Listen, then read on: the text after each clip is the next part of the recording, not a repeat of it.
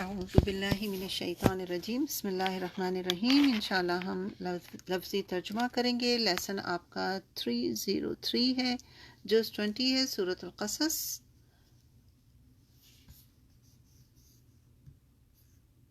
آیت نمبر 51 سے انشاءاللہ۔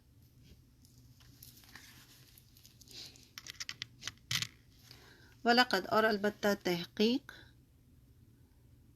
وصلنا، پے در پے بھیجا ہم نے، لہم القول، ان کے لیے کلام، کس کا؟ اپنا، یعنی لعلہم، تاکہ وہ یتذکرون، نصیحت پکڑیں۔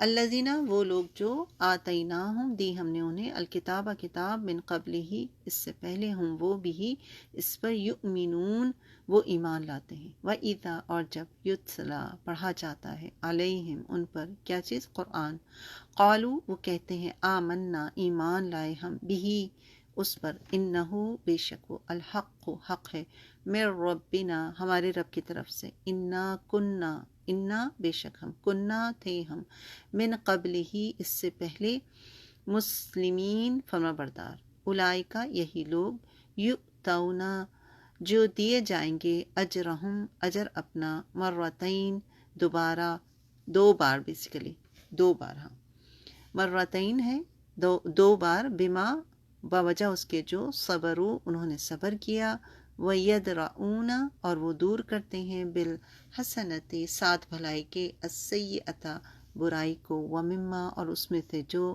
رزقناہم، رزق دیا ہم نے انہیں، ينفقون، وہ خرچ کرتے ہیں۔ وَإِذَا، اور جب، سمعوا، وہ سنتے ہیں، اللغو، بےہودہ بات کو، اعرضوا، وہ اعراض کرتے ہیں، عنہ، اس سے، وقالوا، اور وہ کہتے ہیں، لنا، ہمارے لیے، اعمالنا، اعمال ہمارے، ولکم، اور تمہارے لیے، اعمالکم، اعمال تمہارے، سلام، سلام ہو، علیکم، تم پر، لا نبتغی، نہیں ہم جانتے، نہیں ہم چاہتے، الجاہلین، جاہلوں کو، انکا، بے شک آپ، لا، نہیں، تہدی، ہدایت دے سکتے، من، جسے، احببتا، پسند کریں آپ، ولیکنہ، اور لیکن، اللہ، یہدی، وہ ہدایت دیتا ہے، من یشاء، جسے وہ چاہتا ہے، وہوا، اور وہ، عالم، خوب جانتا ہے، بالمہتدین، ہدایت پانے والوں کو، وقالو، اور انہوں نے کہا، ان، اگر، نتبع، ہم پیروی کریں، الہدا، ہدایت کی، معاکا، آپ کے ساتھ، نتخطف، ہم اچک لیے جائیں گے، من ارضنا، اپنی زمین سے، اولم، کیا بھلا نہیں، نمکن، ہم نے جگہ دی، لہم، انہیں، حرم، آمنا، امن والے میں، یجبا، کھچے چلے آتے ہیں، الیہ، طرف اس کے، ثمرات، پھل، کلی، ہر، شیء، ان چیز کے، رزق کے طور پہ، من لدنا، ہماری طرف سے، ولیکن، اور لیکن، اکثرہم، اکثر ان کے، لا یعلمون، نہیں وہ علم رکھتے، وکم، اور کتنی ہی، اہلکنا، ہلاک کی ہم نے، من قریۃ، بستیاں،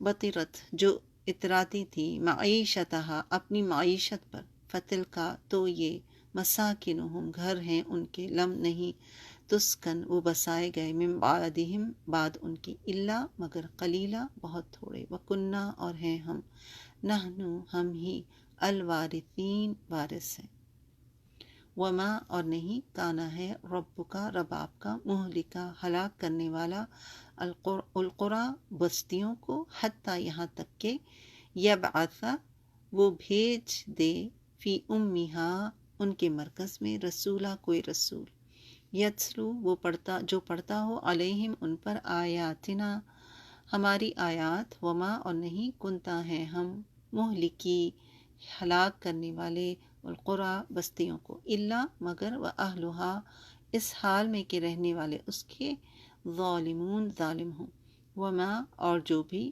اوتیتم، دیے گئے تم، من شیء، کوئی چیز، فمتاع، بس سامان ہے، الحیات الدنیا، دنیا کی زندگی کا، وزینتہا، اور رونق اس کی، وما، اور جو کچھ، عند اللہ، پاس ہے اللہ کے، خیر، بہتر ہے، وابقا، اور باقی رہنے والا ہے، افلا تعقلون، کیا بھلا نہیں ताक़िलून, तुम अक्ल रख से काम लेते।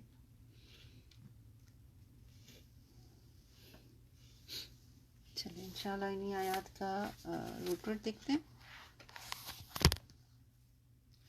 आयत 51 में देखिए, वस्सलना, विसल से वाव स्वाद लाम यानी मिला देने के बारे में भी आता है, खोल कर बयान करने के लिए भी यूज़ होता है, और पै दर पै भेजना भी, जो कि यहाँ पर इस्तेमाल हुआ है। 54 में देखिए, यदरऊना, दाल रॉ हमज़ा, दूर करने के मायने में। और 57 में देखिए, नुतखत्तफ, खा तो और फा, कत्ल करना, लूटना, उचक लेना। 57 ही में है युज या जीम बा या खींचना, जमा करना या पहुंचाने के मायने में भी आता है। 58 में देखिए, बतिरत, बा तो रॉ, इतराना, अकड़ना।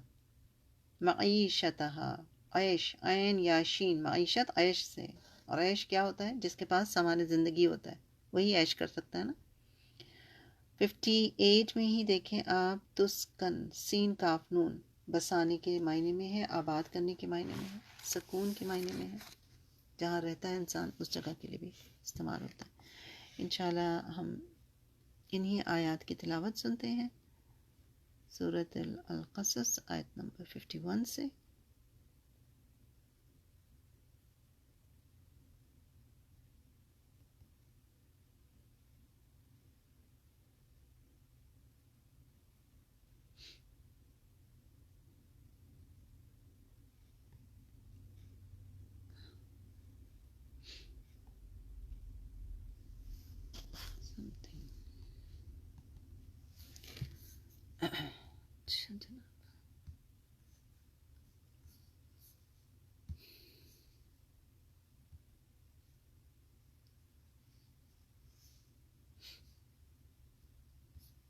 एक मिनट, आज आईपैड भी नहीं चल रहा है, दोनों सिग्नल का कुछ मसला चल रहा है मेरा।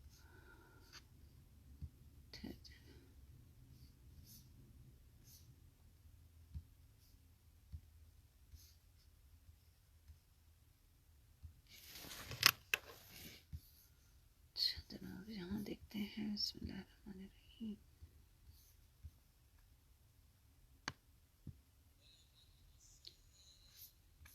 या तो ये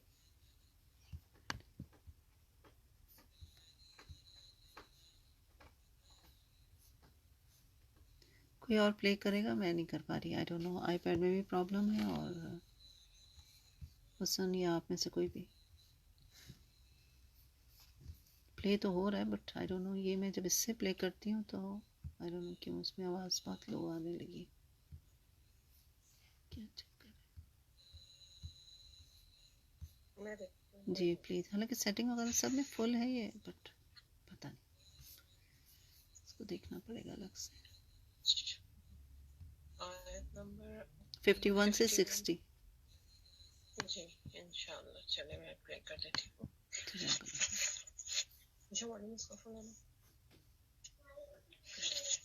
ओके क्वाइट, चलिए मैं प्ले करती हूँ आयत नंबर 51 से सूरह अल-क़सस। ولقد وصلنا لهم القول لعلهم يتذكرون الذين آتيناهم الكتاب من قبله هم به يؤمنون وإذا يتلى عليهم قالوا آمنا به إنه الحق من ربنا إنا كنا من قبله مسلمين أولئك يؤتون أجرهم مرتين بما صبروا ويدرؤون بالحسنة السيئة ومما رزقناهم ينفقون وإذا سمعوا اللغو أعرضوا عنه وقالوا لنا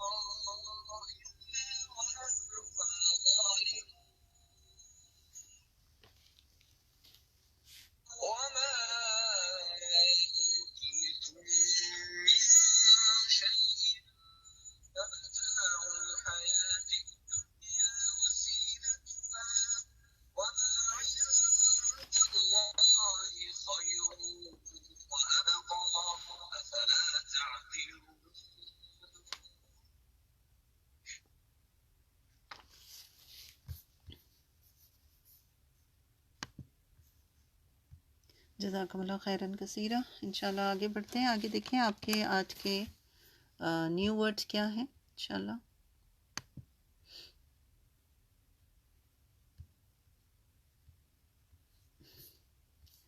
آج کیا ہو گیا چیز کا؟ ایک منٹ.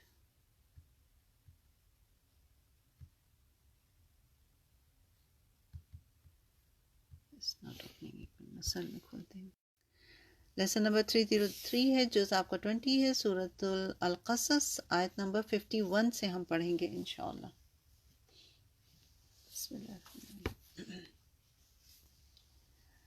وَلَقَدْ وَصَّلْنَا لَهُمُ الْقَوْلَ قول، اور بلا شبہ یقیناً ہم نے انہیں بات پہنچا دی. کس نے؟ یعنی اللہ تعالیٰ کی طرف یہ ضمیر جاری ہے کہ بندوں کے پاس اللہ کا پیغام پہنچ گیا. رائٹ؟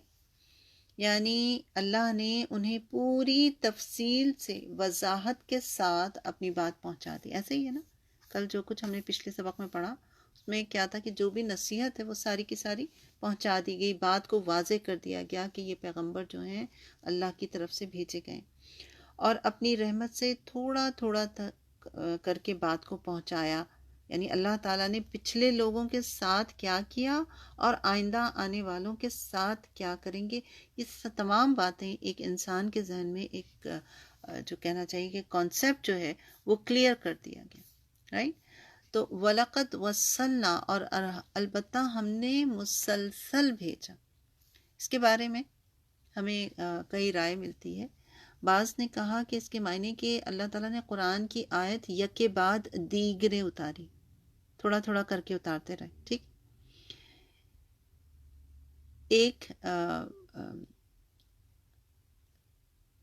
ایک ہستی نے کہا جن کا نام ہے بیداوی، انہوں نے کہا کہ اس کا مطلب ہے کہ ہم نے اتارنے میں استحصال رکھا تاکہ یاد دہانی ہوتی رہے.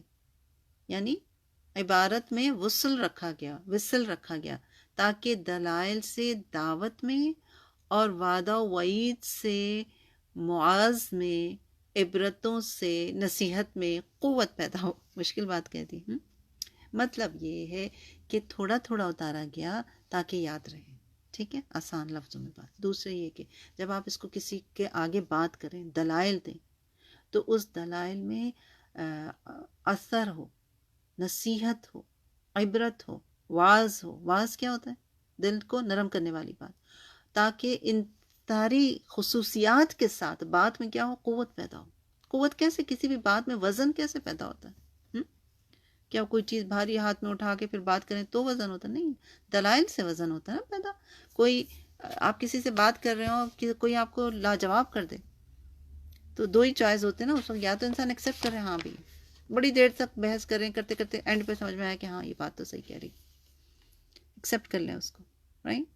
یا پھر کیا ہوتا ہے انسان چونکہ اتنی دیر سے کچھ اور کہہ رہا ہوتا ہے تو پھر کیا کہتا ہے، وہ اکڑ جاتا ہے. نہیں پھر تو وہ تو تڑا پہ اور اپنی ضد اور لڑائی اور جھگڑے پر اتر آتا ہے. رائٹ؟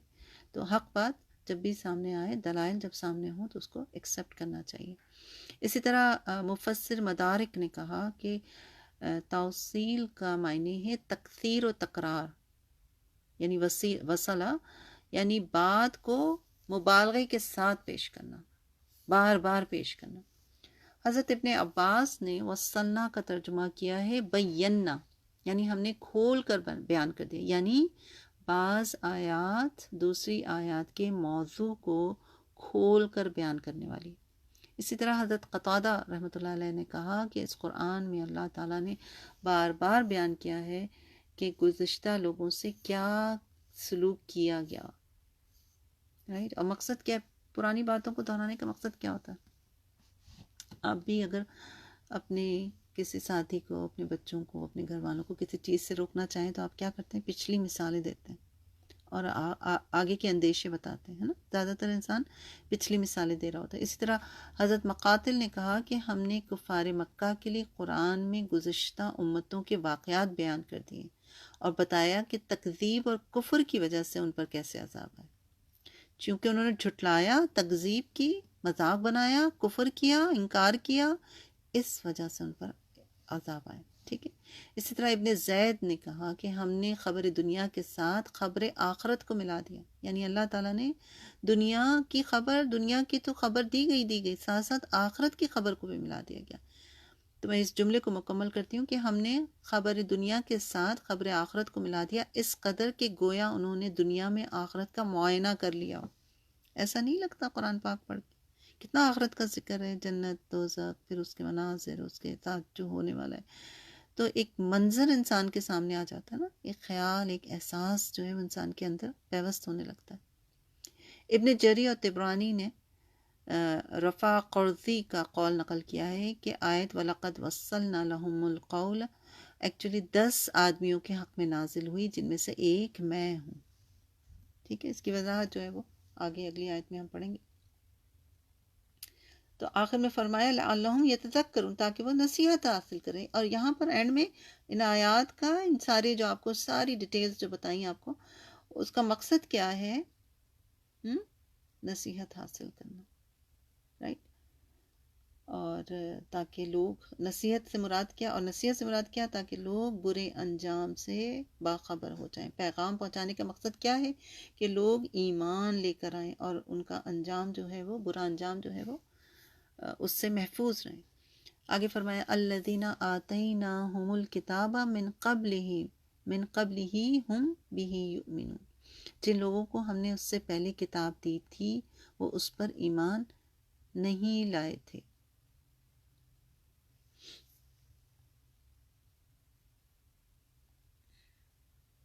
جن لوگوں کو ہم نے اس سے پہلے کتاب دی تھی وہ اس پر ایمان لائے تھے، سوری نہیں کیوں بول دیا، اس پر ایمان لائے تھے. ٹھیک ہے، اس کے بارے میں مطلب ایک تو اس سے مراد اہل تورات اور اہل انجیل کے علماء اور وہ اولیاء ہیں، اولیاء اللہ ہیں. ٹھیک ہے، ہم بھی یؤمنون، جو اس پر ایمان لائے، یعنی وہ قرآن پر ایمان رکھتے ہیں. جیسے کہ اللہ تعالیٰ نے سورہ بقرہ میں بھی فرمایا نا کہ آیت 121 میں آپ پڑھ چکے ہیں کہ جن لوگوں کو ہم نے کتاب دی وہ اسے ایسے پڑھتے ہیں جیسے کہ اسے پڑھنے کا حق ہے. وہی لوگ اس پر ایمان رکھتے ہیں جو اس کے ساتھ وہی لوگ اس پر ایمان رکھتے ہیں، اور جو اس کے ساتھ کفر کرتا ہے تو وہی لوگ خسارہ اٹھانے والے ہیں. رائٹ. اسی کے بارے میں حضرت ابن جری نے قتادہ کا قول نقل کیا ہے کہ اہل کتاب میں سے 10 آدمی حق پر تھے. یعنی جب رسول صلی اللہ علیہ وآلہ وسلم پر نبوت نہیں نازل ہوئی تھی، اس سے پہلے کی بات ہے کہ وہ حق پر تھے. اور جب آپ صلی اللہ علیہ وسلم کی مبعوثت ہوئی تو آپ پر وہ ایمان لے آئے. انہی میں سے ایک حضرت عبداللہ بن سلام بھی تھے. حضرت ابن عباس کی روایت میں لکھا ہے کہ حضرت نجاشی کے ساتھیوں میں 40 آدمی آئے اور غزوہ خیبر میں شریک ہوئے. کچھ زخمی بھی ہوئے، شہید کوئی نہیں ہوا. پھر خیبر کے واقعے کے بعد انہوں نے دیکھا کہ مسلمان بہت محتاج ہیں، اور محتاج ہیں تو ان کی مدد کی غرض سے انہوں نے کہا کہ نبی صلی اللہ علیہ وآلہ وسلم سے کہ ہم مالدار ہیں، ہم کو اجازت دیجیے کہ ہم اپنا مال لے کر آ جائیں اور مسلمانوں کی مدد کریں. اس پر یہ آیت جو ہے نازل ہوئی، الذین آتیناہم الکتاب من قبلہ ہم بہ یؤمنون. رائٹ. اسی طرح یعنی اگر آپ غور کریں تو پتہ چلتا ہے کہ یہاں پر 2 لوگوں کی طرف اشارہ ہے، یعنی مختلف رائے دی گئی ہے. ایک وہ یہودی جو ایمان لے کر آئے، یا پھر وہ عیسائی جو حبشہ سے آپ کی خدمت میں حاضر ہوئے تھے. حضرت ابن عباس کا بیان ہے، کہتے ہیں کہ یہ آیت 80 اہل کتاب کے حق میں نازل ہوئی تھی. 20 نجرانی تھے، 32 حبشی اور 8 شامی تھے. ٹھیک ہے، مختلف رائے. بغوی جو ہیں انہوں نے نقل کیا، جس کو حضرت ابن عباس نے پھر بیان کیا. کتنے لوگ؟ اہل کتاب 80، 20 نجرانی، 32 حبشی اور 8 شامی تھے. ٹھیک. اور اب اس کے بعد جو ہے آپ آگے دیکھیں تو ان جو ایمان لے کر آئے، ایمان والوں کی خصوصیات جو ہیں وہ بیان کی جا رہی. وَإِذَا يُتْلَى عَلَيْهِمْ،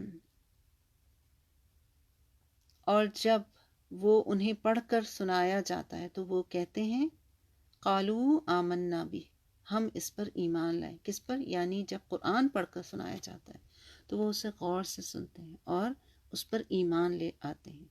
اِنَّهُ الْحَقُّ مِن رَبِّنَا، یقیناً ہمارے رب کی جانب سے یہ حق ہے. کیونکہ یہ ان کتابوں کی موافق ہے نا جنہیں پچھلے انبیاء کے پاس بھی آتی رہی. ظاہر ہے ملتی جلتی ایک ہی رب کی طرف سے کتاب آ رہی ہے تو سب کا مقصد ایک ہی ہے، سب کا میسج ایک ہی ہے، سب کی خبریں سچی ہیں. خواہ وہ تورات ہو یا قرآن ہو، سب کی خبریں جو ان کی تعلیمات جو ہیں وہ کیا ہیں، آپس میں ملتی جلتی ہیں. اور جن لوگوں کے دلوں میں تعصب نہ ہو، نہ ہی ان کے کوئی ذاتی مفادات ہوں، تو پھر ان کو حق قبول کرنا ان کے لیے مشکل نہیں ہوتا. قبول حق کے لیے کوئی بھی چیز ان کے پھر آڑے نہیں آتی. وہ فوراً سمجھ جاتے ہیں کہ یہ قرآن بھی اللہ ہی کی طرف سے نازل شدہ ہے. پھر وہ اس پر ایمان لے آتے ہیں. تو حقیقت یہ ہے کہ ایسے لوگ ایکچولی پہلے ہی مسلمان ہوتے، بس انہیں تھوڑی سی گائیڈ لائن چاہیے ہوتی ہے. وہ فوراً جیسے حق ان کے سامنے آتا ہے وہ اسلام کو دل و جان سے قبول کر لیتے. کیونکہ اسلام کیا ہے؟ مومن کون ہے؟ مسلمان کون ہے؟ جو دل و جان سے اللہ کی فرما برداری کرے، رائٹ. اور نبوت سے پہلے یہ وہ لوگ تھے جو آلریڈی جو ان کے پاس اس وقت جو کتاب تھی وہ اس پر اس کی صحیح احکامات پر عمل کرنے والے تھے. ٹھیک ہے. اور جب ان کے سامنے قرآن آ گیا تو پھر انہوں نے اس کو مزید ایکسیپٹ کر لیا، راضی ہو گئے وہ اس سے. یعنی قرآن میں اس حقیقت کی کئی مقامات پر اس کا ذکر کیا گیا ہے کہ اللہ تعالیٰ کے نزدیک قبول اسلام کون سا ہے؟ جو دل و جان سے اللہ کی فرما برداری کرنے والا ہو. ٹھیک ہے. اور حق بات جب انسان کے سامنے آتی تو وہ پھر یہ نہیں دیکھتا ہے کہ یہ بات کس نے کہی ہے، وہ حق بات کو یعنی کہ اللہ کی بات کو وہ ایکسیپٹ کرتا ہے. ٹھیک ہے. یہ لوگوں نے گروپس بنا دیے نا.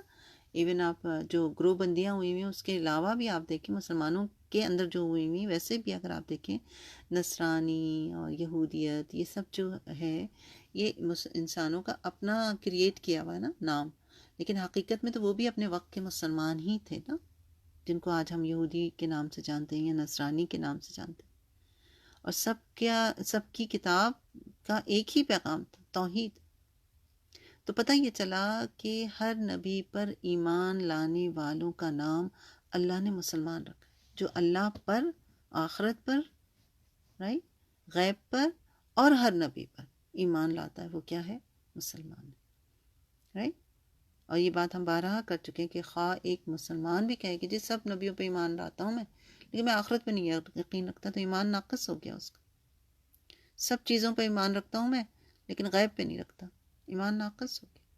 اللہ پہ ایمان رکھتا ہوں، رسول پہ رکھتا ہوں، ایک رسول یعقوب پہ نہیں رکھتا، ایمان ناقص ہو گیا. سب پہ ایمان لانا ہے تبھی ایمان مکمل ہوگا، ادروائز ایمان ہی ناقص ہے، مکمل ہی نہیں. اور کیا ہوتا ہے ان لوگوں کا عمل؟ اولئک یؤتون اجرہم مرتین بما صبروا، یہ وہ لوگ ہیں کہ انہیں ان کا اجر 2 مرتبہ دیا جائے گا اس کے بدلے جو انہوں نے صبر کیا. یعنی جو لوگ دونوں کتابوں پر ایمان لائے انہیں 2 دفعہ ایمان لانے کا دوہرا اجر ملے گا، اس لیے کہ وہ اپنے عمل پر ثابت قدم رہے. انہوں نے صبر کیا اور کوئی چیز انہیں ایمان سے نہ ہٹا سکی، اس لیے ان کے لیے دوہرا اجر ہے. سمجھ میں آ رہی بات؟ یعنی یہود و نصارہ اگر مسلمان ہوتے ہیں تو ان کو ڈبل اجر ملتا ہے. ٹھیک ہے نا، کیونکہ وہ پچھلی کتاب پر بھی ثابت قدم تھے اور اگلی پر بھی.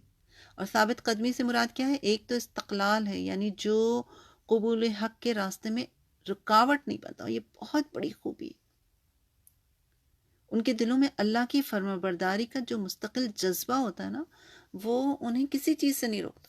وہ یہ نہیں کہتے کہ جی ہمارے فلانے نے کہا ہے تبھی ہم ایمان لائیں گے تبھی ہم رکھیں گے یقین. نہیں، ان کے سامنے جب حق آتا ہے کیونکہ ان کو ایک ہی دھن سوار ہوتی ہے، اللہ کو راضی کرنا. اسی لیے وہ ایمان نبی پر بھی ایمان لانے پر کے لیے انہیں زیادہ سوچنا نہیں پڑتا، رائٹ. یعنی ان کے دلوں میں اللہ کی فرما برداری کا ایک مستقل جذبہ ہوتا ہے، اور اسی نے اسے اس نبی پر ایمان لانے کی ترغیب دی، اس جذبے نے. دوسرا مطلب یہ کہ مذہب تبدیل کرنے میں اور پھر کسی دین کو ابتداً جب آپ قبول کرتا ہے کوئی، تو اس وقت ظاہر ہے کہ مشکلات کا سامنا بھی کرنا پڑتا ہے. یعنی آج بھی ظاہر سی بات ہے جو غیر مسلمان ہوتے ہیں انہیں بہت سارے مصائب کا سامنا کرنا پڑتا ہے، اور ہم دیکھتے ہیں کہ ہم لوگ واقعی اپنے شیل میں ہی بند رہتے ہیں، اپنی اپنی زندگیوں میں مگن رہتے ہیں. لیکن جو غیر مسلمان ہوتے ہیں جب، تو انہیں بڑے مصائب ہوتے ہیں، انہیں بڑی مدد کی ضرورت ہوتی ہے. اور ایسے موقع پر جب انہوں نے صبر اور استقلال کے ساتھ وہ ان مشکلات کو برداشت کرتے ہیں تو ان کے لیے بے پناہ اجر ہے. اس لیے ایسے لوگوں کے لیے دوہرا اجر ہے، ایک تو اپنے نبی کی کتاب پر ایمان لانے کا، اور دوسرا دوسرے نبی اور اس کی کتاب پر ایمان لانے کا. حضرت ابو موسیٰ اشعری فرماتے ہیں کہ رسول صلی اللہ علیہ وآلہ وسلم نے 3 طرح کے آدمیوں کا ذکر کیا جن کو دوہرا اجر ملے گا. ان میں سے ایک وہ یہودی یا نصارہ ہے جو پہلے اپنے پیغمبروں پر ایمان رکھتا تھا، پھر رسول صلی اللہ علیہ وسلم پر ایمان لا کر مسلمان ہوں گے. یہ بخاری کی روایت ہے. ایک اور روایت ہے، یہ بھی غالباً حضرت ابو سعید خدری سے ہی روایت ہے، کہ رسول صلی اللہ علیہ وآلہ وسلم نے فرمایا کہ 3 آدمی ہیں جن کو دوہرا ایمان ملے گا. ایک وہ کتابی جو اپنے نبی پر بھی ایمان لایا اور محمد صلی اللہ علیہ وسلم پر بھی ایمان لایا. دوسرا وہ مملوک غلام جس نے اللہ کا بھی حق ادا کیا اور اپنے آقا کا بھی. اور تیسرا وہ شخص جس کے پاس کوئی باندی ہو اور وہ اس کو اچھی طرح تربیت و تعلیم دے کر آزاد کر دے یا اس سے نکاح کر لے، اس کے لیے بھی دوہرا ثواب ہوگا. یہ بخاری اور مسلم دونوں کی روایت ہے.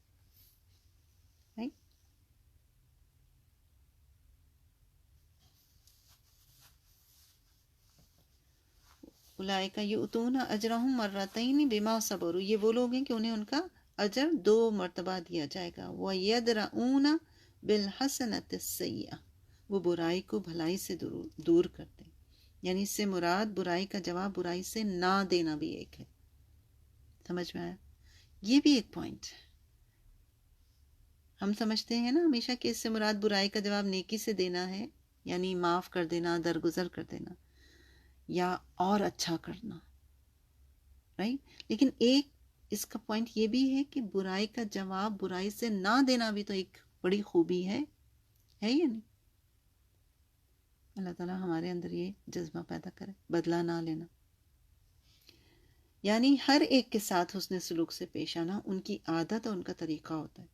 یہاں تک کہ جو کوئی قول و فعل کے ذریعے سے ان کے ساتھ برا سلوک کرتا ہے تو یہ اچھی بات اور اچھے فعل کے ذریعے سے ان کا مقابلہ کرتے ہیں. کیوں؟ کیونکہ انہیں اس بہترین خلق عظیم کی، اس بہترین اخلاق کی فضیلت کا اچھی طرح علم ہوتا ہے. انہیں یہ بھی علم ہوتا ہے کہ عظیم اخلاق کی توفیق کسی خوش قسمت ہی کو حاصل ہوتی ہے. ہم ہیں وہ خوش نصیب جب کوئی ہمارے مزاج کے خلاف بات ہوتی. ہم سب ہیں اپنا اپنا جائزہ لینا. سبحان اللہ. ایک خاص بات یہاں پر دیکھیں نا، ایک خاص ذکر کیا گیا، اور یہی بات جو ہے اگر آپ کو یاد آگے پڑھیں گے آپ حامیم سجدہ میں، کہ اور نیکی اور برائی برابر نہیں ہو سکتی. برائی کو تم اس سے ہٹا دو جو سب سے اچھا ہے، تو اچانک وہ شخص تمہارے اور اس کے درمیان جس کے درمیان دشمنی ہے ایسا ہوگا گویا کہ وہ دلی دوست، رائٹ.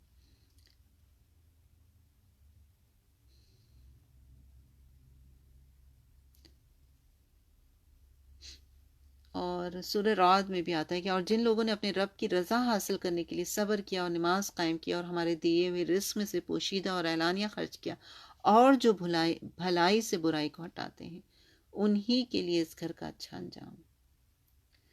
رائٹ. آگے فرمایا وَمِمَّا رَزَقْنَاهُمْ يُنْفِقُونَ، اور ہم نے انہیں جو رزق دیا ہے وہ اس میں سے خرچ کرتے ہیں.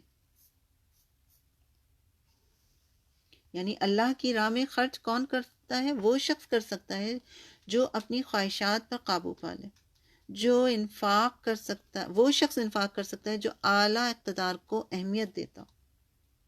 سورہ دہر میں بھی آتا ہے نا کہ اور وہ باوجود اس کھانے کی محبت کے مسکین اور یتیم اور قیدی کو کھانا کھلاتے ہیں۔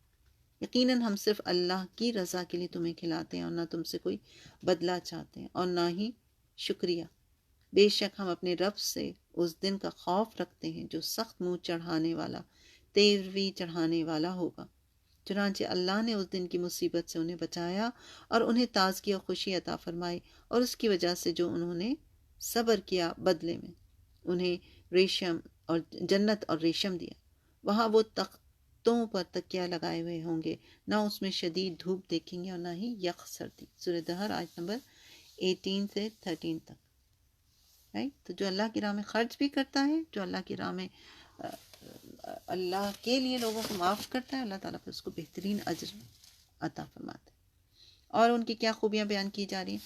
وَإِذَا سَمِعُوا اللَّغْوَ،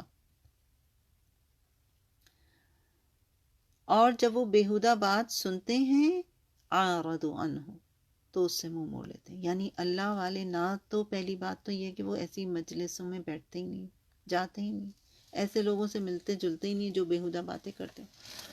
ان کا طرز، اور اگر کسی وجہ سے سامنا ہو جائے تو ان کا طرز عمل کیا ہوتا ہے؟ ایسے موقع پر وہ شرافت سے وہاں سے گزر جاتے۔ یاد سورہ فرقان میں بھی پڑھا تھا ہم نے، ہے نا؟ عباد الرحمن کی بھی یہی خوبیاں پڑھی تھی ہم نے، کیا تھی؟ والذین لا یشہدون الزور وَإِذَا مَرُّوا بِاللَّغْوِ مَرُّوا کِرَامًا، اور جو لوگ جھوٹ میں شامل نہیں ہوتے اور جب کسی بیہودہ کام پر سے گزرتے ہیں تو شرافت سے گزر جاتے ہیں۔ رحمان کے بندے جو ہیں وہ بھی لغویات میں نہیں پڑتے۔ لَنَا أَعْمَالُنَا وَلَكُمْ أَعْمَالُكُمْ، کہ ہمارے لیے ہمارے اعمال اور تمہارے لیے تمہارے اعمال، یعنی ہر شخص اپنے اعمال کا بدلہ پائے گا، کوئی کسی دوسرے کے اعمال کا بوجھ نہیں اٹھائے گا۔ رائٹ؟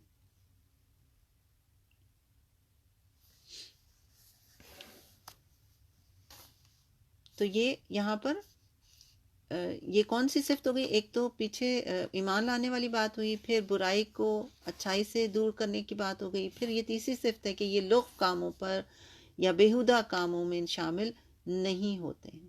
ٹھیک ہے نا؟ اور سیرت کی آپ کئی کتابوں میں کئی واقعات دیکھیں گے کہ ہجرت حبشہ کے بعد جب حبشہ کے لوگ اسلام اور اس کی دعوت سے متعارف ہوئے تو وہاں سے 20 آدمی جو عیسائی تھے اس غرض کے لیے مکہ آئے، یہ تحقیق کریں کہ پیغمبر اسلام کیسے شخص ہیں۔ جب وہ لوگ آپ سے ملے اور گفتگو شروع کی تو آپ نے انہیں قرآن پڑھ کر سنایا، جس سے وہ اس قدر متاثر ہوئے کہ ان کی آنکھوں سے آنسو جاری ہو گئے، اور بڑے پرزور طریقے پر آپ کی تصدیق اور تائید کی۔ اور جب اسلام لا کر حبشہ واپس جانے لگے تو ابو جہل اور اس کے ساتھیوں نے ان پر آوازیں کسی کہ اے احمقوں کا قافلے، آج تک کسی نے نہ دیکھا ہوگا جو ایک شخص کی تحقیق کرنے کے لیے آئے تھے اور اب اس کے غلام بن کر اپنا دین چھوڑ کر جا رہے ہیں۔ انہوں نے جواب میں کہا، ہماری طرف سے تم پر سلام ہو، ہم تمہاری جہالت کا جواب جہالت سے نہیں دینا چاہتے، ہم میں اور تم میں جو جس حال پر ہے وہی کچھ اس کا حصہ ہے، ہم نے اپنے آپ کو بھلا چاہنے میں کوئی کوتاہی نہیں کی۔ اس کے متعلق کہا جاتا ہے کہ یہ آیت نازل ہو۔ رائٹ؟ کیا زبردست بات ہے نا؟ رائٹ؟ آپ دیکھیں کہ ایسے موقع میں یہ ابو جہل نے بیسیکلی کیا کوشش کی تھی؟ ان کو اکسانے کی کوشش کی تھی نا، چڑھانے کی، تنگ کرنے کی، اکسایا جائے تاکہ کوئی فساد برپا ہو۔ لیکن انہوں نے کیا کہا؟ بھائی ہمیں یہی صحیح سمجھ میں آ رہا ہے، یہی صحیح لگ رہا ہے، ہم یہی کریں گے، ختم بات۔ رائٹ؟ تو اس آیت سے یہ بھی معلوم ہوا کہ جس شخص سے یہ توقع نہ ہو کہ ہدایت کی بات کو وہ قبول کرے گا، بلکہ یہ خطرہ ہو کہ وہ الٹا چڑھ جائے گا، تو ایسے شخص کو سمجھانے کے بجائے اس سے کنارہ کرنا بہتر ہے۔ ٹھیک، کلیئر ہوئی بات؟ اس سے کنارہ کرنا بہتر ہے۔ سلام علیکم، تمہیں سلام ہو، یعنی جب کوئی ان سے جہالت کی بات پیش آتی ہے تو وہ بھلائی اور سلامتی کی دعا کے سوا کچھ نہیں دیتے۔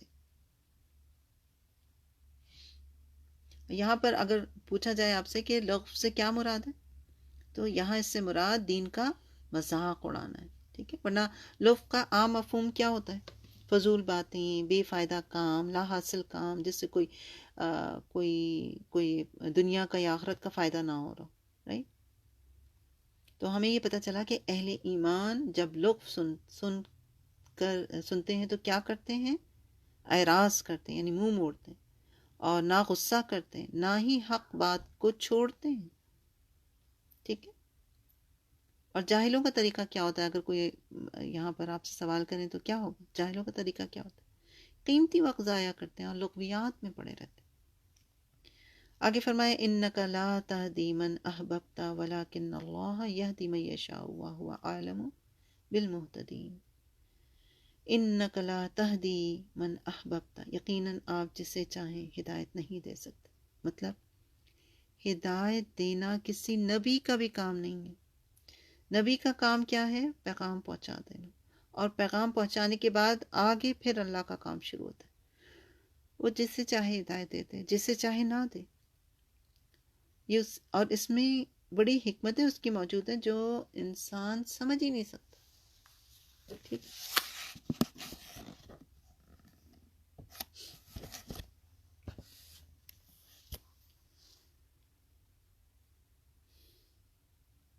اور پیغام پہنچانے کے بعد پھر اللہ تعالیٰ کا کام جو ہے شروع ہوتا ہے. اور اللہ رب العزت نے فرمایا سورہ بقرہ آیت 270 میں کہ لیسا علیکا ہداہم، ان کو ہدایت دینا آپ کے ذمے نہیں ہے. یعنی یہ کام آپ کا نہیں ہے کہ آپ لوگوں کو ہدایت دیں، یہ تو اللہ تعالیٰ کے ذمے ہے کہ اللہ تعالیٰ جس کو چاہے ہدایت دے سکتا ہے. اور سیدنا ابن عباس سے روایتیں فرماتے کہ میں نے عرض کیا ہے اللہ کے رسول، کیا آپ صلی اللہ علیہ وآلہ وسلم نے ابو طالب کو بھی فائدہ پہنچایا ہے؟ کیونکہ وہ تو آپ صلی اللہ علیہ وآلہ وسلم کی حفاظت کرتے تھے اور آپ کی وجہ سے لوگوں پر غضبناک ہو جاتے تھے. آپ صلی اللہ علیہ وسلم نے فرمایا ہاں وہ دوزخ کے اوپر کے حصے میں ہے، اگر میں نہ ہوتا یعنی ان کے لیے دعا نہ کرتا تو وہ دوزخ کے سب سے نچلے حصے میں ہوتے. ہی مسلم کی روایت 510 ہے. آگے ہے سیدنا ابو سعید خضری سے روایت ہے کہ آپ صلی اللہ علیہ وسلم کے پاس آپ کے چچا ابو طالب کا ذکر ہوا تو آپ نے فرمایا کہ شاید قیامت کے دن میری شفاعت سے ابو طالب کو فائدہ پہنچے کہ دوزخ کے اوپر والے حصے میں لایا جائے جہاں آگ ان کے ٹخنوں تک پہنچیں گی، جس کی شدت سے ان کا دماغ کھولتا رہے گا. استغفر اللہ، اللہم اجرنا من النار، اللہم اجرنا من النار، اللہم اجرنا من النار. یہ بھی مسلم کی روایت ہے 530. سیدنا ابن عباس سے روایت ہے آپ صلی اللہ علیہ وسلم نے فرمایا کہ دوزخ والوں میں سب سے ہلکا عذاب ابو طالب کا ہوگا، اسے آگ کی جوتیاں پہنائی جائیں گی جس سے اس کا دماغ ابلتا ہوگا، کھول رہا ہوگا. مسلم کی روایت ہے 515. تو یہ آپ کو پورا واقعہ تو پتہ ہی ہے نا. اس کے بارے میں مزید ہمیں تفسیر سے پتہ چلتا ہے. سعید بن مصیب کے والد مصیب بن حسن کہتے ہیں کہ جب ابو طالب کی وفات کا وقت آیا تو آپ صلی اللہ علیہ وسلم ان کے ہاں تشریف لے گئے. وہاں دیکھا کہ ابو جہل اور عبداللہ بن ابی امیہ پہلے ہی وہاں بیٹھے ہوئے. آپ صلی اللہ علیہ وآلہ وسلم نے ابو طالب سے فرمایا چچا جان، اگر آپ لا الہ الا اللہ کہہ دیں تو میں قیامت کے دن اللہ کے ہاں دلیل پیش کروں گا. اور ابو جہل اور عبداللہ بن ابی امیہ کہنے لگے ابو طالب کیا تم عبد المطلب کا دین چھوڑ دو گے؟ آخر ابو طالب نے آخری بات جو کی تھی وہ یہ تھی کہ میں عبد المطلب کے دین پر مرتا ہوں اور لا الہ الا اللہ کہنا قبول نہ کیا. تو نبی صلی اللہ علیہ وسلم نے اس وقت فرمایا کہ اللہ کی قسم میں اس وقت تک تمہارے لیے دعا کرتا رہوں گا جب تک اس سے منع نہ کیا جاؤ. اور پھر اس کے لیے آیات جو ہیں وہ اتری جو آپ پیچھے پڑھ بھی چکے ہیں.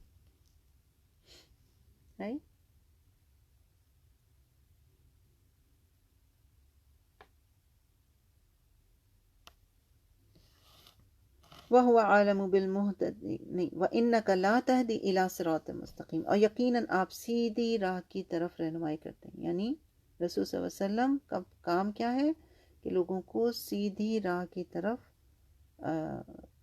سیدھا راستہ دکھانا، واضح کرنا، لوگوں کو اس پر چلنے کی ترغیب دینا، لوگوں کو اس پر گامزن کرنے کی بھرپور جدوجہد کرنا. رہی بات یہ کہ آیا آپ دلوں میں ایمان پیدا کرنے پر قادر ہیں اور ان کے عمل پہ آپ ان کو کوئی توفیق دے سکتے ہیں؟ تو جواب اس کا یہ ہے کہ حاشا وکلا، ایسا ہرگز نہیں ہو سکتا. اگر آپ اس پر قادر ہوتے تو آپ اس شخص کو ضرور ہدایت سے سرفراز کرتے جس کے آپ پر بہت احسان ہے. کون؟ ابو طالب. آپ کے چچا تھے، مددگار تھے. چچا تو ابو جہل بھی تھا، رائٹ، لیکن ابو طالب نے تو آپ کی بہت مدد کی تھی.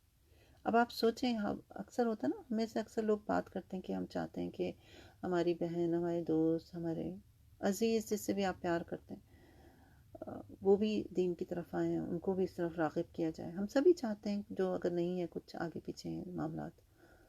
لیکن پہلی بات تو مجھے یہ لگتا ہے کہ ہم کوشش نہیں کرتے. یہ میری اپنی پرسنل فیلنگ ہے. اگر میں اپنی بات کروں تو میں تو واقعی نہیں کر پاتی اس طرح پہ جیسے کرنا چاہیے. دوسری بات یہ کہ اگر ہم کوشش کرتے بھی ہیں تو شاید دعا میں ہماری کمی ہے. اور تیسری بات یہ ہے کہ ہدایت تو اللہ کے ہاتھ میں جو ہے سب سے ٹاپ پر ہے. ہمارا کام کیا ہے؟ صرف کوشش کرنا. کیا کوشش اور دعا ہم کرتے ہیں جس کے لیے بھی ہم خیر خواہ ہیں، یا بس ایسے ہی کبھی ذکر آ گیا تو کہتے ہیں ہاں اللہ ان کو ہدایت دے دے، ایک رسمی سا جملہ نہیں. دعا کرنا، اللہ تعالیٰ ہمیں توفیق دے دعائیں کرنے کی. وَهُوَ عَالَمُ بِالْمُهْتَدِينَ، اور وہ ہدایت پانے والوں کو زیادہ جانتا ہے. یعنی اللہ تعالیٰ چونکہ دلوں کا حال جانتا ہے، اس لیے وہی اس کا علم رکھتا ہے کہ کس کے اندر حق کو قبول کرنے کی استطاعت ہے. کون قبول کرنا چاہتا ہے یا نہیں کرنا چاہتا. اور یہی بات، یہ جو ابو طالب کا جو واقعہ ہے اس بات کی کو واضح کرتا ہے کہ وہ نبی صلی اللہ علیہ وآلہ وسلم کی مدد تو کرتے رہے اپنی پوری زندگی. ان کے زمانے میں لوگوں کے لیے آسان نہیں تھا آپ تک پہنچنا، لیکن چونکہ ان کے اندر طلب نہیں تھی. حالانکہ بھتیجا بیٹھ کے کہہ رہا ہے ان سے، نبی صلی اللہ علیہ وآلہ وسلم ان کو کہہ رہے ہیں کلمہ کہہ لیجیے، میں آپ کی سفارش کروں گا، لیکن انہوں نے نہیں ایکسیپٹ کیا کیونکہ ان کے اندر کبھی اس چیز کی طلب ہی نہیں. جب انسان کے اندر طلب ہی نہیں ہوتی تو پھر اللہ تعالیٰ زبردستی نہیں کرتے. وَقَالُوا إِن نَتَّبِعَ الْهُدَى مَعَكَ، اور انہوں نے کہا کہ اگر ہم تمہارے ساتھ ہدایت کی پیروی کریں. یعنی اہل مکہ نے خوف کا اظہار کیا کہ اگر ہم اسلام قبول کر لیں گے تو ہمیں یہاں رہنے نہیں دیا جائے گا. مطلب ان کا خوف یہ تھا کہ ہم پھر مالی لحاظ سے کمزور ہو جائیں گے. نتخطف من ارضنا، تو اپنی زمین ہی سے ہم اچک لیے جائیں گے. یعنی ہمیں قتل کر کے قیدی بنا دیا جائے گا، ہمارے مال و متاع لوٹ لیے جائیں گے، زمین سے اچک لیا جائے گا، کیونکہ لوگ آپ سے عداوت رکھتے ہیں اور آپ کی مخالفت کرتے ہیں. لہٰذا اگر ہم نے آپ کی اتباع کی تو ہمیں تمام لوگوں کی دشمنی کا سامنا کرنا پڑے گا اور ہم لوگوں کی دشمنی نہیں لے سکتے.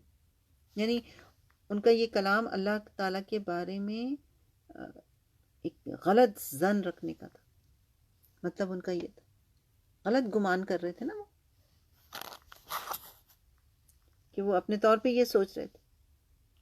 جبکہ اللہ تعالیٰ نے تو کیا کیا، اپنے دین کو فتح اور نصرت سے نوازا، کلمے کو بلند کیا، اور انہی لوگوں کو جو ان باتوں سے ڈر رہے تھے، جو بہانے تراش رہے تھے بیسیکلی، تو اللہ تعالیٰ نے انہیں ہی بدترین عذاب میں مبتلا کیا. اب وہ سمجھتے تھے کہ باطل حق پر غالب آ جائے گا، لیکن حق اور سچ یہ ہے کہ فائنل جیت جو ہوتی ہے وہ حق کی ہوتی ہے. سچ کی ہمیشہ جیت ہوتی ہے، چاہے راستے میں کتنی بھی تکلیفیں آئیں، لیکن جیت جو ہوتی ہے نا، سرخرو جو انسان ہوتا ہے وہ سچ پر ہوتا ہے.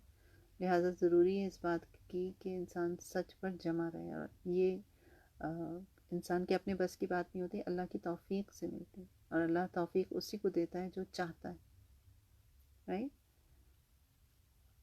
اس آیت کو تھوڑی بڑی آیت ہے، اس کو ایک دفعہ ترجمے کے ساتھ دوبارہ دیکھتے ہیں. اور انہوں نے کہا کہ اگر ہم تمہارے ساتھ ہدایت کی پیروی کریں تو اپنی زمین ہی سے ہم اچک لیے جائیں گے.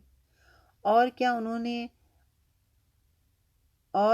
کیا ہم نے انہیں ایک پرامن حرم میں جگہ نہیں دی جس کی طرف ہماری جناب سے رزق کے طور پر ہر قسم کے پھل کھینچ کے لائے جاتے ہیں، لیکن ان میں سے اکثر لوگ نہیں جانتے. وَلَكِنَّ أَكْثَرَهُمْ لَا يَعْلَمُونَ. رائٹ. دیکھیں اس کے اگلے حصے کو، ایک حصہ تو یہ ہم نے یہ پڑھ لیا، آگے دیکھیے اگلا حصہ کیا ہے کہ اور کیا ہم نے انہیں ایک پرامن حرم میں جگہ نہیں دی. یعنی اللہ تعالیٰ نے تو ان کو ایک پرسکون جگہ پر رکھا ہوا، رائٹ. اور آپ دیکھیں تو حرم میں کیا ہے کہ اٹسیلف وہاں پہ خود کوئی اتنی چیزیں نہیں اگتی. آپ دیکھیں اگر اس جگہ سے جہاں حرم ہے، خانہ کعبہ ہے، اگر آپ اس کو اگر وہاں پہ خانہ کعبہ نہ ہو تو پھر کیا ہے وہاں پر؟ ہمیں وہاں پہ جب آپ باہر نکل کے اس شہر میں ٹریولنگ کرتے ہیں تو جگہ خالی کیا مٹی دکھ رہی ہوتی ہے، سوکھی پہاڑ اور چٹانیں دکھ رہی ہوتی ہیں، ہے نا. اس جگہ پہ حرم ہے. آپ نے کبھی سوچا ایسا کیوں نہیں وہاں گرینری نظر آتی ہمیں؟ جو سب سے بہترین چیز ہے اس کو وہاں پر رکھا گیا. اگر وہاں کی، ورنہ تو اللہ کی پوری زمین ہے، ہر جگہ سینری موجود ہے، ایک سے ایک سینری موجود ہے، ایک سے ایک نظارے موجود ہیں، گرینری موجود ہے، رائٹ.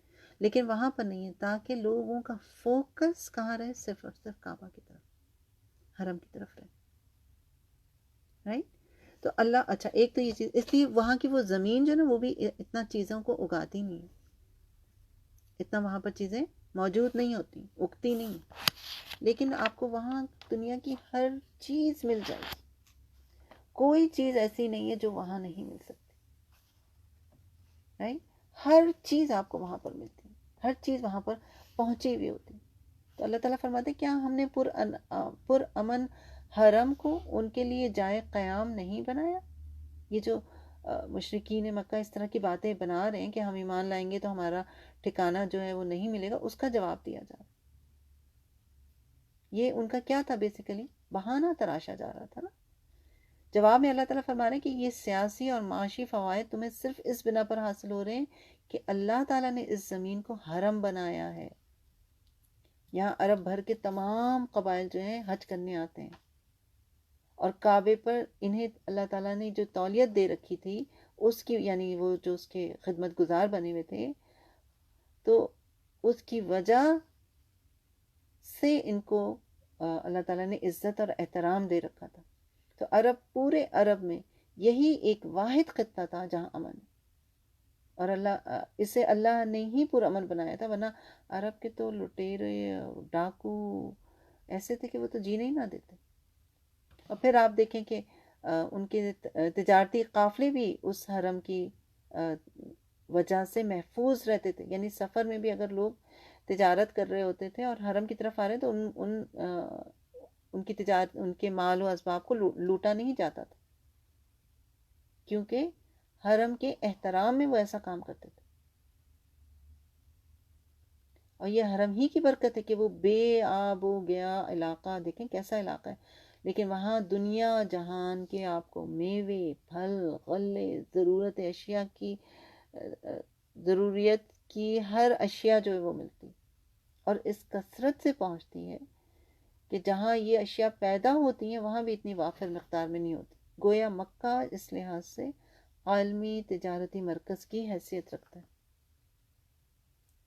تو اللہ تعالیٰ کا کہنے کا مقصد کیا ہے؟ اگر تمہیں کفر کی حالت میں یہ فوائد حاصل ہو رہے ہیں تو اللہ تعالیٰ کے فرمانبردار بن جانے کے بعد آخر سوچیں کیا کچھ حاصل ہوگا. تو بات ساری کیا ہے اصل، کہ جب کوئی ماننا نہیں چاہتا نا کسی بات کو تو پھر اس کے پاس 100 بہانے ہوتے ہیں.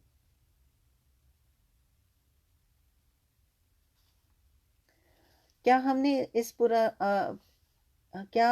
نے اس پر امن حرم کو ان کی جائے قیام نہیں بنایا جہاں ہماری طرف سے رزق کے طور پر ہر طرح کے پھل کھچے چلے آتے، لیکن ان میں سے اکثر لوگ نہیں جانتے.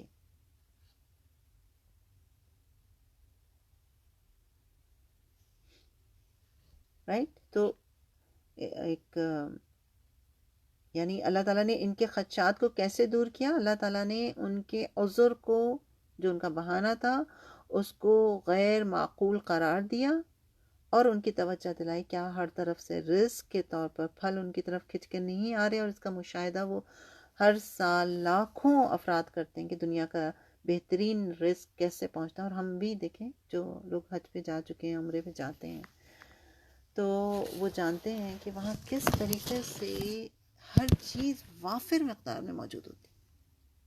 سبحان اللہ.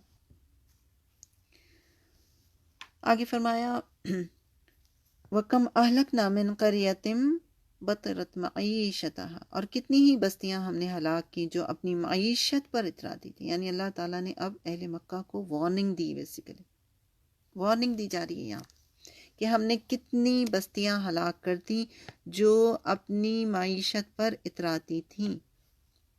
رائٹ. اور ان قوموں کی نے سرکشی اختیار کی اور اللہ تعالیٰ کا شکر ادا نہیں کیا.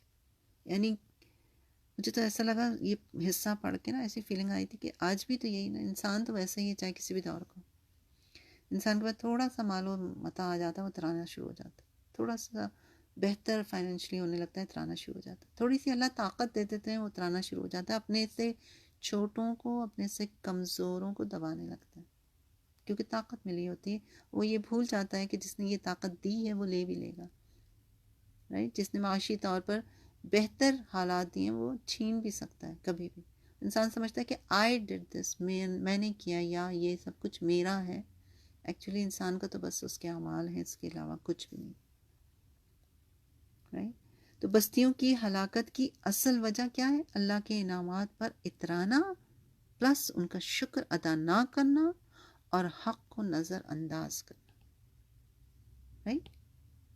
کیا ہے؟ 3 چیزیں: انعامات پر اترانا، شکر ادا نہ کرنا اور نظر انداز کر دینا. سورہ حج میں بھی اللہ تعالیٰ فرماتے ہیں چنانچہ کتنی بستیاں جنہیں ہم نے ہلاک کیا اس حال میں کہ وہ ظالم تھیں، چنانچہ وہ اپنی چھتوں پر گری پڑی ہیں، اور کتنے ہی کنویں بیکار چھوڑے ہوئے چونا گج محل، یعنی بڑے بڑے محل جو ہیں وہ بھی چھوڑ دیے گئے. تو آگے فرمایا فتل کا مساکنہم لم تسکن من بعدہم الا قلیل، تو وہ ان کے گھر ہیں جو ان کے بعد کم ہی آباد ہوئے. یعنی جب عذاب آیا پچھلی قوموں پر تو ایسی تباہی آئی کہ پھر وہ بستیاں کبھی آباد ہی نہ ہوئیں. دیکھیں ابھی بھی ہم دیکھتے ہیں کہیں کوئی طوفان، سمندری طوفان، تو ہواؤں کا طوفان، تو ریت کا طوفان، کوئی نہ کوئی طوفان آتا ہی رہتا ہے، سنتے ہی رہتے ہیں. لیکن پھر ہم اس کے بعد دیکھتے ہیں کتنے لوگ ظاہر ہے مشکل حالات میں ہوتے ہیں بٹ زندہ ہوتے ہیں، لوگ ہوتے ہیں موجود، اور پھر وہ سیٹ بھی ہو جاتے ہیں آگے چل کے. لیکن ان قوموں پر جب عذاب آیا تھا کہ پوری کی پوری قوم کو ختم کر دیا گیا تھا. یعنی جب عذاب ختم ہوا تو کوئی زندہ ہی نہیں تھا، ان کے گھر ویسے کے ویسے ہی، ان کی چیزیں ویسے کی ویسے ہی پڑی ہوئی تھی. اور واقعی اب تو کوئی چیز کو دیکھو تو ایک لمحے کو خیال آتا ہے آپ کو کہ پتہ نہیں میں یہ استعمال کرنے کے قابل بھی رہوں گی کہ نہیں رہوں گی، یا زندہ رہوں گی کہ نہیں رہوں گی. کوئی چیز خریدتے ہوئے ہوتا ہے نا، کوئی چیز بڑی اچھی لگی، انسان سوچتا ہے چلو لے لو، خرید لیتے ہیں، لیکن پھر فوراً ہی خیال آتا ہے پتہ نہیں لے تو لوں، پہننا نصیب بھی ہوتا ہے کہ نہیں ہوتا، موت ہی نہ آ جائے، کوئی پتہ تھوڑی ہے کسی چیز کا. کچھ آ کے انسان وہ لے بھی اور پھر اترائے بھی. کتنی بڑی حماقت ہے کہ نہیں. سورہ نحل میں بھی فرمایا کہ اور اللہ نے ایک بستی کی مثال بیان کی جو پر امن اور مطمئن تھی، اس کا رزق وافر مقدار میں اس کے پاس ہر جگہ سے آ رہا تھا. پھر اس نے اللہ کی نعمتوں کی ناشکری کی تو اللہ نے انہیں بھوک اور خوف کا لباس پہنا دیا اس کے بدلے میں جو وہ کیا کرتے تھے. سورہ نحل آیت 112. آگے فرمایا وَكُنَّا نَحْنُ الْوَارِثِينَ، اور ہم ہی وارث ہونے والے ہیں. ہم کون؟ اللہ رب العزت کی طرف اشارہ ہے، یعنی اللہ ہی بندوں کا وارث ہے. یعنی وہ بستیاں اب اجاڑ کھنڈر ہیں جن میں کوئی رہنے والا نہیں. ان کے کھنڈر کیا ہیں؟ عبرت حاصل کرنے کے لیے بن گئے. کس کو عبرت دلائی جا رہی؟ ہر اس شخص کو جس کے اندر تکبر ہے، ہر اس شخص کو جو اپنے آپ کو بڑا ذہین اور عقل مند اور سمجھدار سمجھتا ہے، ہر اس شخص کو جو اپنے آپ کو، جس کو اللہ نے فائنینشلی بھی اسٹرانگ رکھا ہوا ہے اور ہیلدی بھی ہے اور طاقت بھی ہے اور صلاحیتیں بھی ہیں، ایبیلٹی بھی ہے اور بہت آگے ہے دنیاوی حساب سے. یہ ہر اس شخص کے لیے عبرت ہے. ہمیں اپنے آپ کو چیک کرنا، ہمیں اپنا جائزہ لینا. میرے اندر تو کہیں یہ نقص موجود نہیں، کہیں میں تو نہیں اپنے آپ کو بڑی چیز سمجھنے لگی.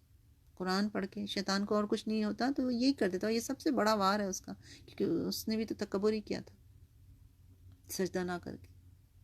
سب سے بڑا وار جو ہے وہ کیا ہے؟ میں کیوں.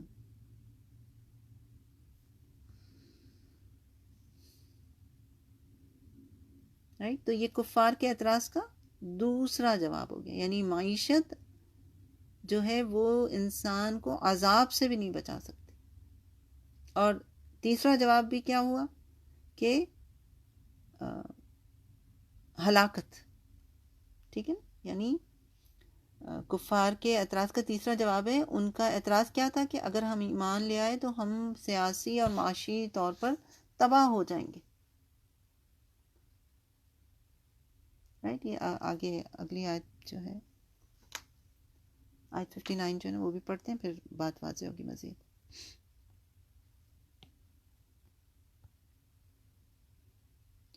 وما کان ربک, اور آپ کا رب نہیں, یعنی اے رسول صلی اللہ علیہ وسلم آپ کا رب ایسا نہیں ہے کہ مہلک القری, بستیوں کو ہلاک کرنے والا نہیں, یعنی وہ بستیوں کو ظلم سے ہلاک کر دے, ایسا نہیں ہو سکتا.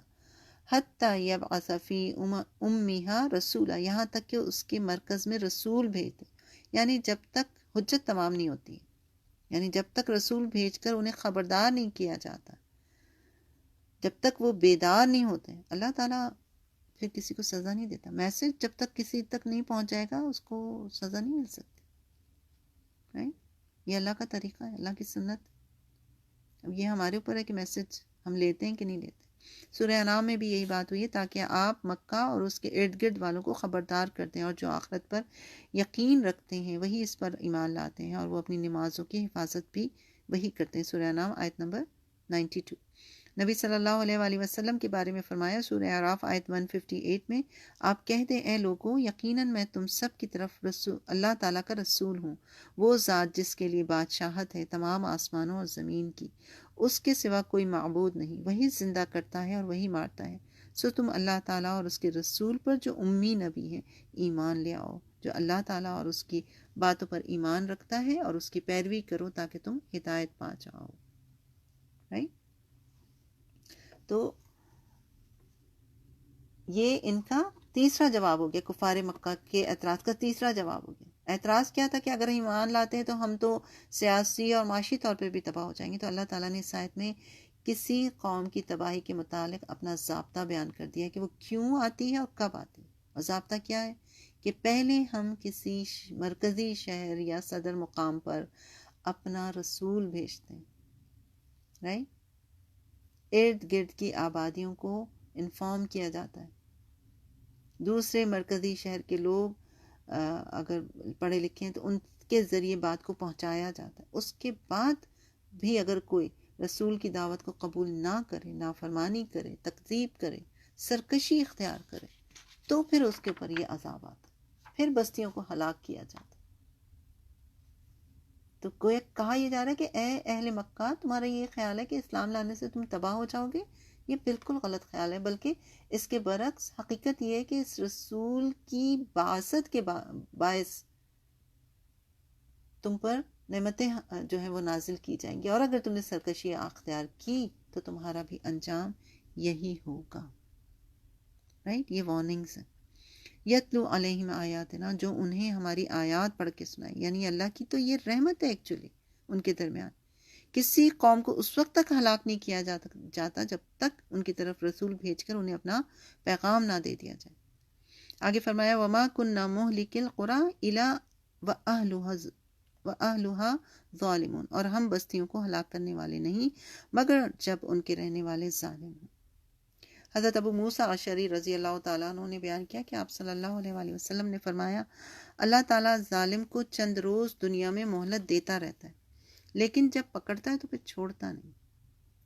راوی نے بیان کیا کہ پھر آپ صلی اللہ علیہ وآلہ وسلم نے اس آیت کی تلاوت کی, اور تیرے رب کی پکڑ اسی طرح ہے کہ جب وہ بستی والوں کو پکڑتا ہے جو اپنے اوپر ظلم کرتے رہتے ہیں, بے شک اس کی پکڑ بڑی تکلیف دینے والی اور بڑی سخت ہے. بخاری کی روایت ہے 4686.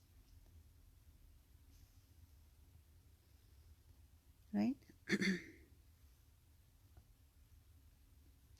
آگے دیکھیے وما اوتی تم من شیئن, اور جو کچھ تمہیں دیا گیا, یعنی اللہ رب العزت نے خطاب کیا ہے ان سب لوگوں سے جو دنیا کو ترجیح دیتے ہیں. اور دنیا کی کن چیزوں کو ترجیح دیتا ہے انسان؟ مال و متاع, لذتیں, جو کچھ بھی ہے. سب سے بیسیکلی خطاب کیا گیا یہاں پہ. وما اوتیتم من شیء، اور جو کچھ تمہیں دیا گیا ہے. فمتاع الحیات الدنیا وزینتها، سو دنیا کی زندگی کا سامان اور اس کی زینت ہے. یعنی مخلوق کو جو کچھ بھی عطا کیا گیا ہے وہ صرف دنیا کی متاع یعنی ضرورت اور زینت ہے. بندہ تھوڑے وقت کے لیے ان چیزوں سے فائدہ اٹھاتا ہے، ایسا ہی ہے نا. اور سورہ نحل آیت 96 میں بھی آتا ہے کہ جو تمہارے پاس ہے وہ ختم ہو جائے گا، اور جو اللہ تعالیٰ کے پاس ہے وہ باقی رہنے والا ہے. اور جن لوگوں نے صبر کیا یقیناً انہیں ہم ضرور اچھا بدلہ دیں گے اس کا جو وہ عمل کرتے ہیں. یہی بات آگے بیان کی گئی ہے. وما عند اللہ خیر و ابقا، بہت ہی توجہ طلب یہ آیت ہے، بہت ہی خوبصورت آیت ہے اور حقیقت سے قریب ترین آیت. فمتاع الحیات الدنیا وزینتها، سو دنیا کی زندگی کا سامان اور اس کی زینت. وما عند اللہ خیر و ابقا، اور جو کچھ اللہ کے پاس ہے وہ بہترین ہے اور زیادہ باقی رہنے والا ہے. یعنی جو نعمتیں اللہ تعالیٰ کے پاس ہیں وہ ہمیشہ رہنے والی اور اپنے اوصاف کے اعتبار سے بھی بہتر ہیں. افلا تعقلون، کیا تم سمجھتے نہیں ہو؟ کیا تم لوگوں میں عقل نہیں ہے؟ کیا تم صحیح اور غلط کا موازنہ نہیں کر پاتے ہو؟ کیا تم اس زندگی کو ترجیح دیتے ہو جو ٹیمپریری ہے، عارضی ہے، ختم ہونے والی ہے، اور پتہ ہی نہیں کب بلاوا آ جائے اگلی زندگی کا.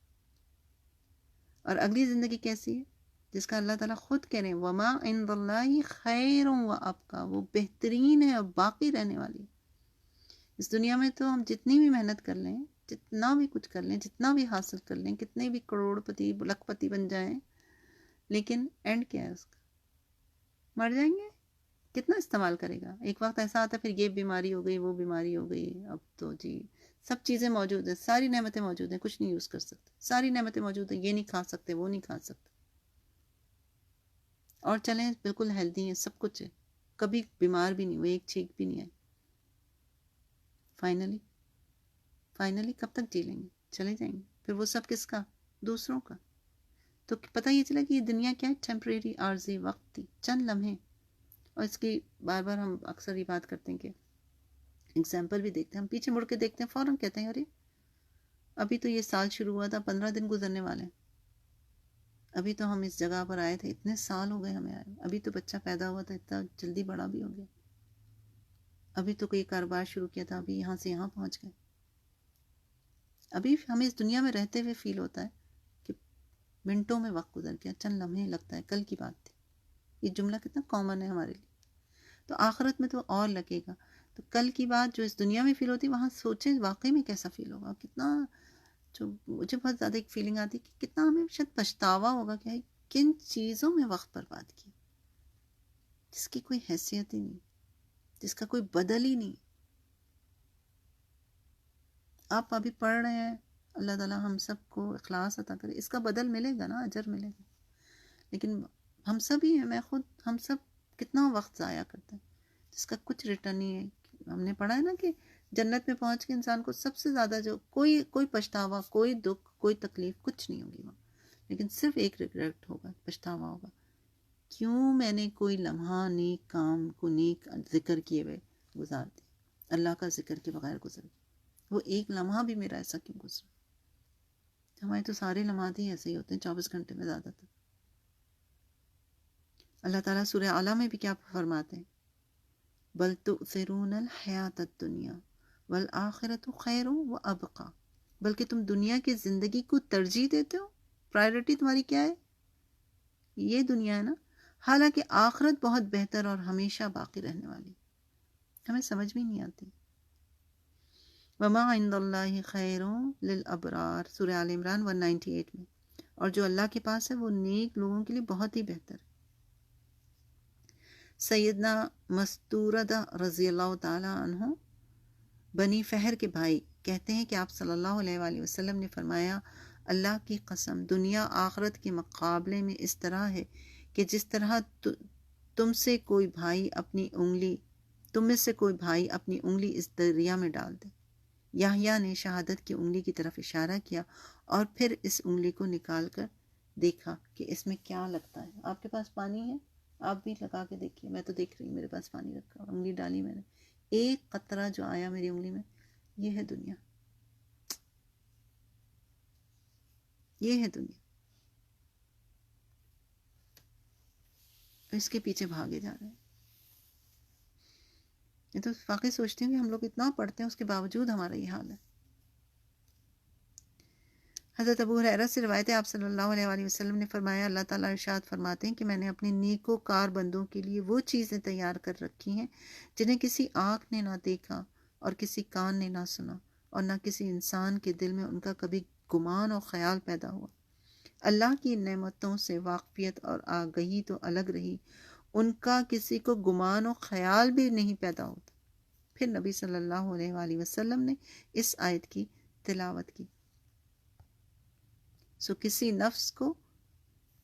نفس مومن کو معلوم نہیں جو سامان آنکھوں کی ٹھنڈک کا جنت میں چھپا کر رکھ دیا گیا. یہ بدلہ ہے ان کے عملوں کا جو وہ دنیا میں کرتے رہے. بخاری کی روایت ہے 4780.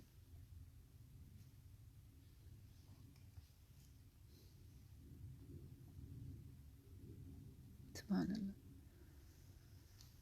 چلیں انشاءاللہ تلاوت سنتے ہیں یہاں تک. ایک بار پھر میں ٹرائی کرتی ہوں پہلے.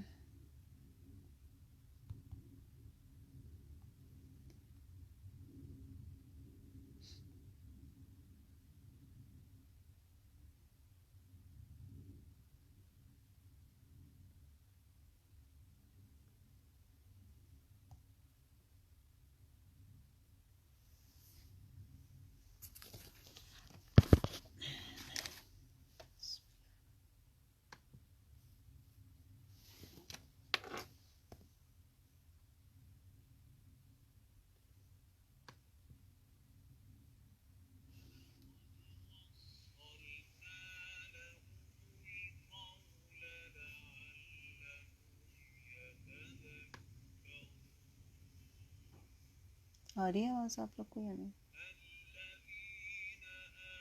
چلو اسی آیت کو اسی کو پلے کرتی ہوں. ٹھہرے میں اس کو کرتی ہوں جو ہم نے ابھی حسن نے کیا تھا.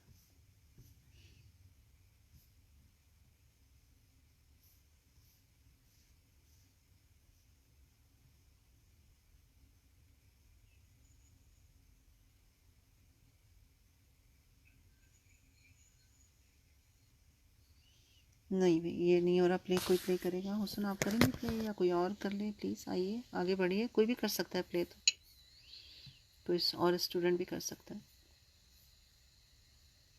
اگر پاسبل ہے. آئی ڈونٹ نو, میرے ساری چیزیں یہاں پہ